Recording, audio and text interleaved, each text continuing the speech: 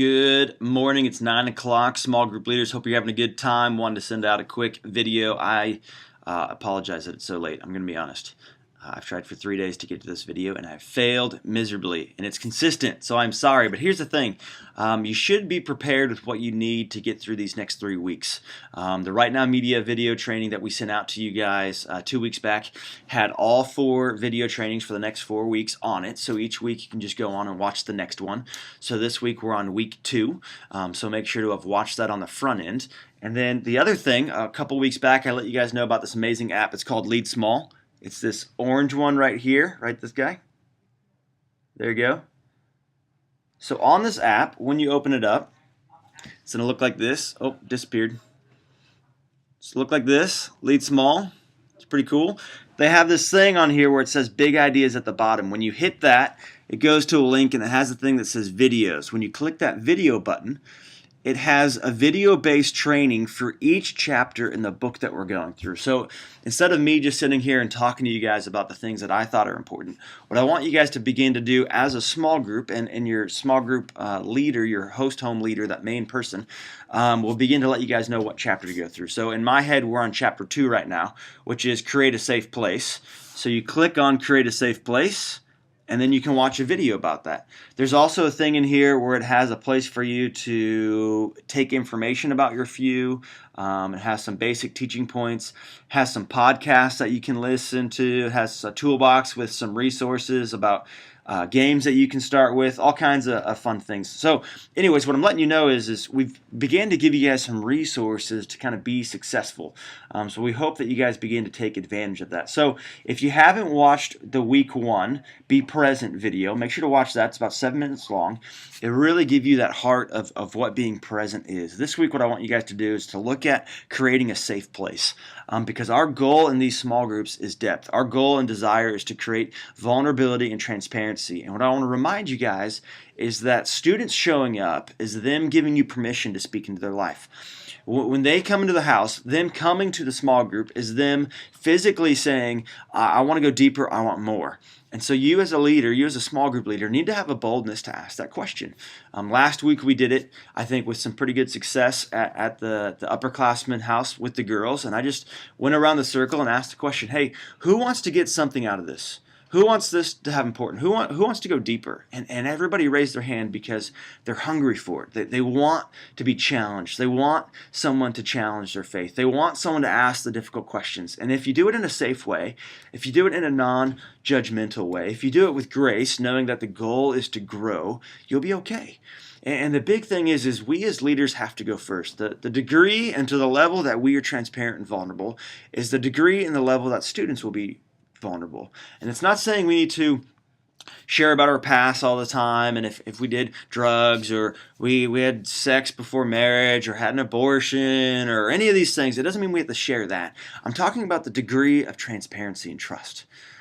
You can share a story and be extremely vulnerable without sharing details. You can guide a conversation and relate and empathize and connect without sharing details. Because the truth is we're not hiding anything from our students, but there is wisdom about when and what we share.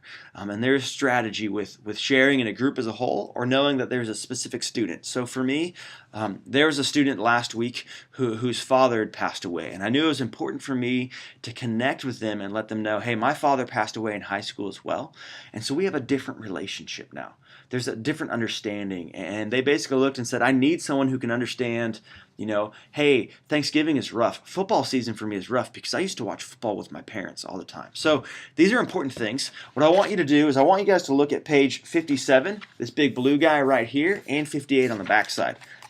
Super simple chapter, super simple highlight, but it says something very profound. It says, in order to create a safe place where your few feel they can be honest, it's important to be honest about your own spiritual, personal, and relational struggles to a point. You need to share about what your hope is, what your insecurity is about leading the group. It's okay going in and saying, hey, this is new, but I'm committed to you guys. Hey, you know what? This is difficult for me to ask you guys questions. Is it okay if I ask difficult questions? Or where are you guys at? When you show them that you're insecure, that you're struggling, that you're trying to lead, they'll give you permission to do the same thing. So take those steps this week. Also want to begin to let you guys know begin to get contact information for your few, for those 3 to 5. Now, we haven't officially broken into groups yet, and we're not necessarily going to for a while. What I want to happen is I want them to form organically. There may be a group of 2 leaders, and you may have all 10 kids or all 14 kids. They want to be with you, and there's 2 other leaders right now, and you may not have anybody, and that's okay. We want our students to feel comfortable, united, and we want us to be mature enough knowing that, hey, if I don't have a kid or 2, either that's okay and God's beginning to bring them, or we need to challenge ourselves to do something differently. So it's not a wrong thing. It's saying, are you recruiting? Are you investing? Are you praying about who that student is that God wants you to bring? Or maybe you're on the batter's box. Maybe you're getting ready because God knows that as we continue to grow, those next 5 kids, those next 10 kids are who you and your team are going to connect with. So be mature.